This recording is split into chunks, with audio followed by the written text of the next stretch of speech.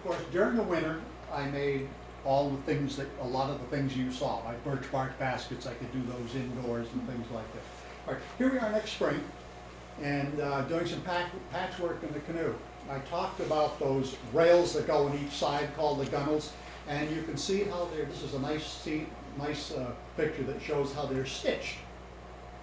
And the birch bark is squeezed between those two rails, and the stitching goes around the rails and through the birch bark. All right. And you can see the cross beams called gunnels, or not gunnels, forts. They're stitched in too, through a hole. They're very clever the way they're made. Now I had some patchwork to do. I'm heating hot pine pitch in a clay dish, and I'm patching up some imperfect spots, because natural materials are never quite perfect. There's always imperfections. But this shot shows a very good picture of the stitching on the far side to the right. Can you see how the so-called gores, the cuts that I made are sewn up, and an extra piece of bark is sewn to make the canoe a little higher. And I was going to sit on the right where that long rectangular patch is, but there was a little imperfection there, so I figured that better be pretty strong. So patchwork completed here. All right, now we're getting ready to rib out the canoe, and that's that same stone axe you saw. This thing has lasted for years, and I've used it a lot too. We sharpened it a few times. And I'm just planing down these ribs to get them nice and smooth there. And you can see I've got all kinds of stuff all over the yard there. And bending these ribs was very, very easy, because there's no what we call cross grain or grain lines to deal with. Each one's a single growth ring. So basically soak them in water a teeny bit, step on two spots where the bend is, and pulled up the outsides. That was it. And then nested them together and tied them with a piece of bark until I needed to use it. They're over length, and I'll cut them short. Okay, lining the canoe with things we call planks. There's no Quizlater, a lot of names for all this stuff, huh? And they're the thin ones, because birch bark is delicate. If you don't have a lining inside it, you'll step right through it. It's too bad you have to line it, because it was very light before I lined it. You can see back there are a couple of false ribs just holding things in place. And now this ribbing starts seriously. And this design is so simple. The inside rail or gunnel that you're seeing near me on our far side is actually just beveled underneath. And notice the root lashings stop and skip. You just put the tip of the rib right under that edge and push it backwards, and it locks itself in. And people used to say to me, are you really going to go up, on the river with this thing hundreds of miles from home? What if it breaks? I said, first of all, the design's so simple, and secondly, I built it with stone tools, and everything I built it with is out in the woods there. There may be a little walk to find some pine pitch, maybe a mile, who cares? If I need to repair things, or branches and stuff that I needed. Okay, and then you drive these ribs gently, and that's that stone axe that I showed you. It's the one with the groove, but I can use the back edge as a hammer. And I'm pounding that rib in ever so gently, half inch at a time. You can see I've already got about 4 of them in, and this is 5 of them. This is the 6th one. And the whole thing tightens up a teeny bit, teeny bit. Another nice detail on our very far left inside the canoe, you can see I put pitch inside there on top of those stitches, and glued a piece of raccoon hide there too, just to make sure it's secure. I don't want this thing to leak. All right. Okay, so we're doing pretty well here. All right, and one of our last steps is now to waterproof all those stitches on the outside of the canoe. Okay, we don't want them to leak. So, and this is one of my inventions. See that little deer hair brush there? It's the hair off a deer's tail, which is very stiff. It worked terrible. And that's how I found out. It turned out that just a plain old flat stick got the pitch on there much better. The other 3 things are pieces of birch bark. Those are birch bark torches. Birch bark is extremely flammable, which is a problem sometimes too. But those are scrap pieces of birch bark stuck in a split stick, and you'll see how I use them. I've just rubbed some pitch on that seam there. You can see it looks blackish, huh? And the pitch turns blackish when you boil it up. And it cools right away, it doesn't sink in. So you've got to reheat it. And the way to reheat it is I light one of these birch bark torches, and I got so good at this, I get behind it with my breath. You actually can't see it, but I'm blowing on this thing. See the way the flame is licking over that seam? and I just blow at it and run it right up and down the seam without quite touching it until the pitch melted into those stitches. It really worked nicely. And so here she is. Nice little canoe, and I still have to, I've got a piece of hide on the front and rear stem, and I've got to pitch that up too, but that's the only thing left to be done. So there's about a year and a half of building tools, searching for materials, and actually finally building the canoe over that second summer.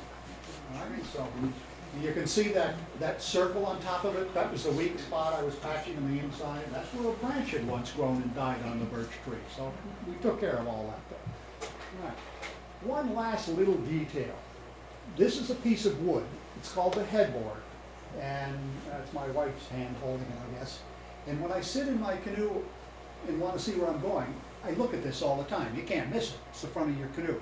And people used to put a symbol on there that either, something they liked or something they wanted to remind themselves of, or if they had a totem like a turtle totem or a wolf totem or something, you might carve that on there if that was your sign.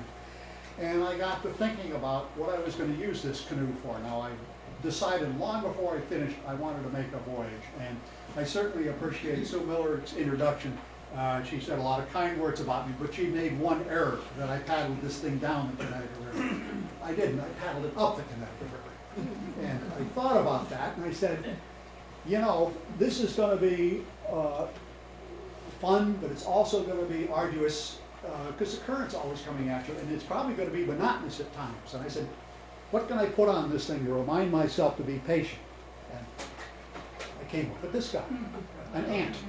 Now, I don't know what you think of, but the image I get is that an ant building an anthill, carrying one grain of sand at a time. And I never counted the grains, but I'll bet you there's hundreds of thousands in that anthill.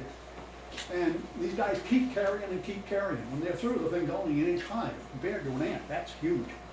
And so I really wasn't going to do grains of sand. I was going to do paddle strokes, but the reminder, one at a time. Don't try to get there tonight or next week. Just take the next paddle stroke. And so I put this guy on the headboard, carved him in there with a flint knife, rubbed a little charcoal in to darken the outline.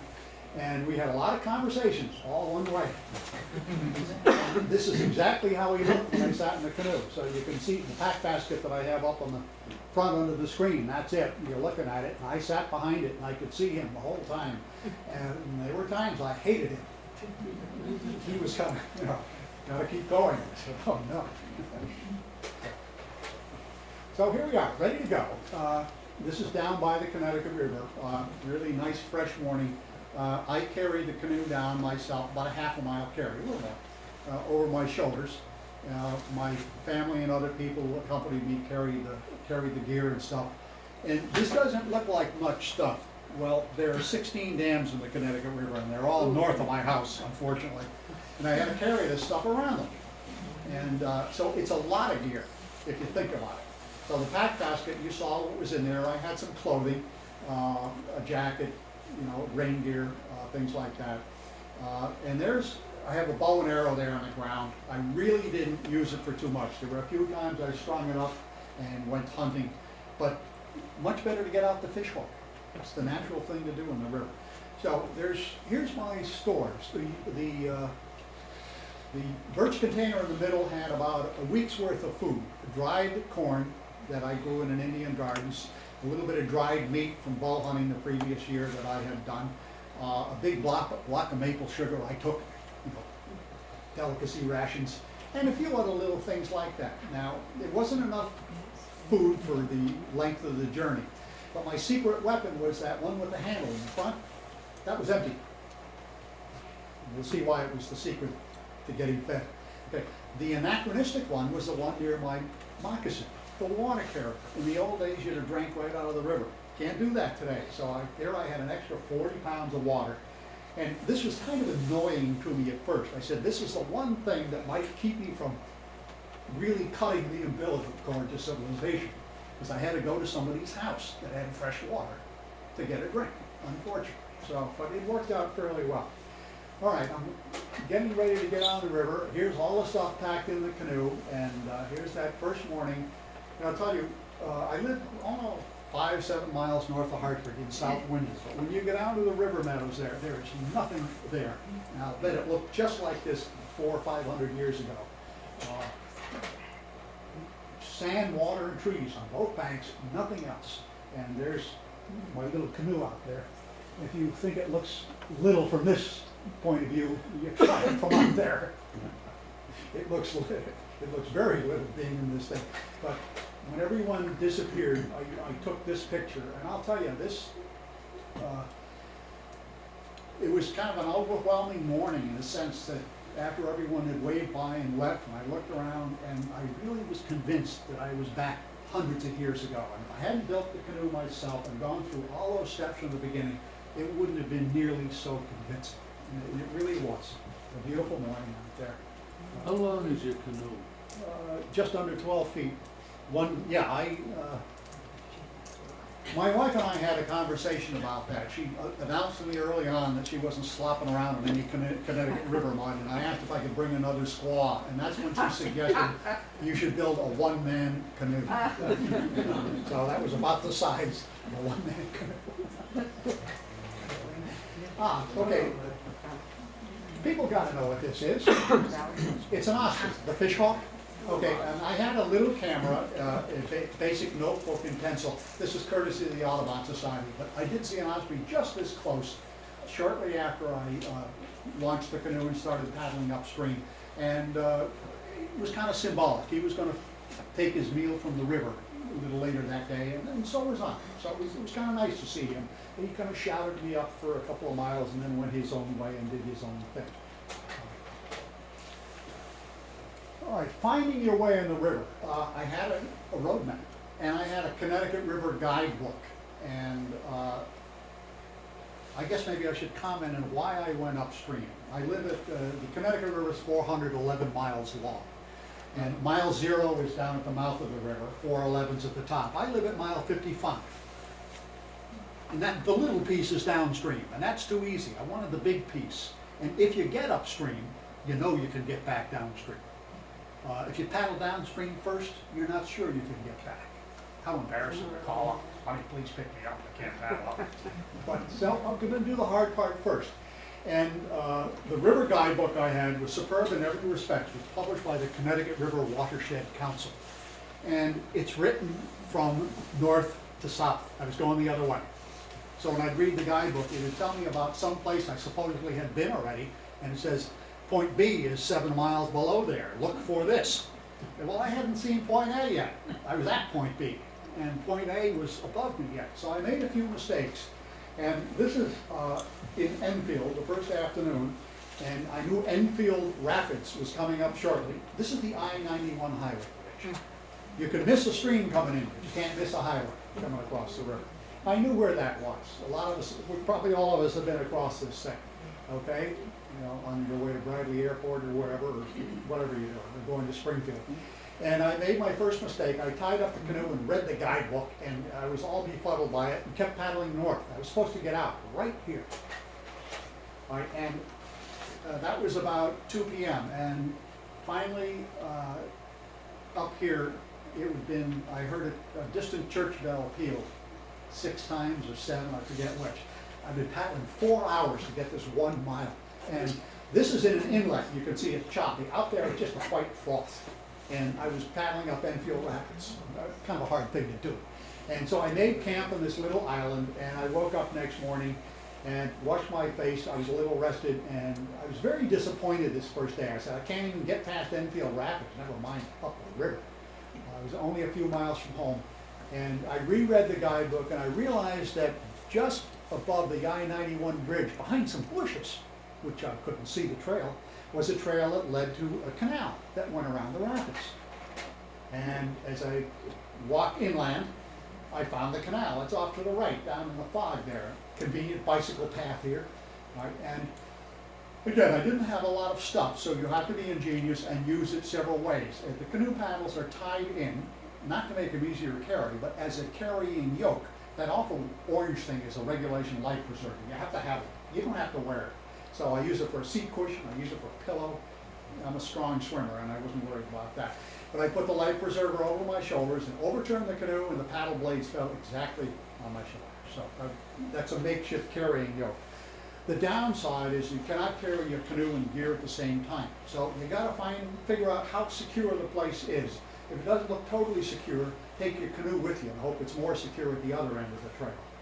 And hope everything's there. I'd hide things if I was worried about that. Hope nobody was around. All right. So, finally, got around Enfield Rapids. Here's what I've been trying to paddle up the first day, and I wish I had panned to the right a little. The whole river turns white. But this is the wreck of Enfield Dam, all right? It's not a straight dam, it's a curved dam. And just when things were looking pretty good, I was feeling very self-confident now. Guess what happens next? Thunderstorm, all right? And I was out on the river, and a big cloud blew over and hid the sun. I said, thank God, I'm sweltering. It started to sprinkle a little. What a relief that was. And all of a sudden, the hair on the back of my head stood up. And I knew it was coming. I said, there's going to be an electrical discharge, lightning. And so I paddled like crazy, and I heard a deafening roar behind me, and got the canoe out of there really quick, and then tons of rain came down. The sky just opened up. Don't worry about your body getting wet. You got a little house here that sheds water. Your canoe, turn it upside down, get your gear under there, get your fire sticks under there. Then you can go find stuff for, starting a fire. You can find dry wood even in the rain if you look in the right places. And I kindled a fire. I saw a sassafras tree, grabbed some leaves, made some tea with it. And things started to look up a little bit. Okay, all right. Bouncing up to a couple days later in Massachusetts, I had stopped by the Watershed Council office, and they knew I was coming. They just didn't know when I'd be there. And I talked to them, and they said, by the way, Channel 30's coming out to shoot some footage of your canoe. I said, oh, okay. And then they shot some footage. I said, you're really going to put this on TV? They said, oh, sure. I said, yeah, right. And there were a couple of kids near this other canoe. What's wrong with this white canoe? Inside out. It's not only inside out, it's made of aluminum pavement. It's painted white with some tar marks to look like it's a birch canoe. There it is, that's what they do, But it's the wrong color. There's the real one in the background. This was a longer, sleeker canoe in a way. Mine was a one-man canoe. And there were two youngsters there and stared at me. I said, what looks so funny about me? Maybe it's, my dishevelment. And finally they stood up and ran toward their camp, and they started to yell, hey, Dad, it's the guy who was on TV last night. So in a way, that was not a bad introduction. People knew who I was, and they knew I needed water, because I had said that on TV. You can tell I've been sleeping on the riverbank for a couple of days. The Flint razor is not working terribly well, and I pretty much traveled like this. It was high summer, but these folks were so nice, and the two kids, said, well, the family asked, Dad's taking a picture. I think the girl's in fourth grade, the guy next to me is in fifth, the older guy's in sixth, the aunt and the mother are there. And they said, do you need anything? Do you want some hamburgers or some hot dogs? And I said, no, just water. They said, do you want ice cubes? I said, wow, what luxury. They had a little better camp than I had. But the kids were fun. They said, do you think you'll be there tonight? Or will you paddle harder when your goal is close? And all I could do was groan. I had hundreds of miles to go. So it was fun.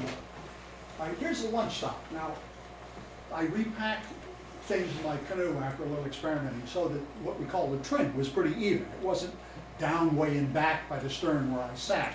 And to do that, I had to put the water carrier way in front. There's 30, 40 pounds of water to balance my load. And that meant to get a drink of water, I had to get out of the canoe. So, I got out about every hour, and of course my arms were tired, but my legs were stiff, so I walked around. And I saw all kinds of plants that I needed. And I had studied a lot of Native American plants. I had studied 13 that I decided I was going to use that were dependent, all right? And I pictured paddling a long, hot day, getting into camp tired, having to set up camp, and then have to look around for something to eat. Well, guess what? During the rest stops, I saw all these plants that I needed to eat. So I got out that empty basket and put all these wild foods right in that empty basket. And I had a bounty by the day's end quite naturally. I wouldn't have guessed it would have worked out that way. And I'm starting a fire by friction, as you can see here. And peeling down, there's the same clay pot you saw in the clay bowl. I'm going to cook in both. There's my fire over there. And I'm using the flint knife to peel